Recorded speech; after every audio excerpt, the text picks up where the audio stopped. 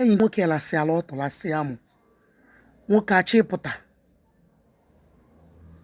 isi nwoke nya gbapụ ya n'ana madam ị nwere uche ka ị na-asị ya gbapụrụ ya n'ana azin ka ị na-asị ya gbapụrụ ya n'ana ka ọ na ịmarụ na arụ nwaanyị na-enid that things nwoke na-arụ apụta ka ọ na ịmarụ na arụ gị bụ nwaanyị needri that vitamin ka ọ na ịmarụ na a lot of things ka juice si nwoke na-arụ apụta contain a lot of things.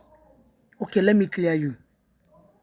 Ị marụ na ọ pụtara na ọ na-contain vitamin A.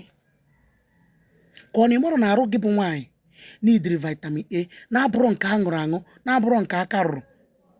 Ị ma na juice esi ụmụ nwoke na-arụ apụta bụ natural one. It contains a lot of things, a lot of vitamin which your body, a woman's body needed. It just not like ka nwoke na-waste ya. My sister, from today henceforth, after you and your man, my sister, allow him to pour it inside your body. Your body must need it.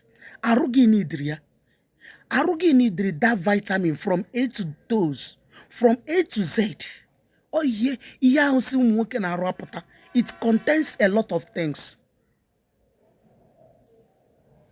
It contain iron, it contain vitamin, it contain protein, it contain anything naturally.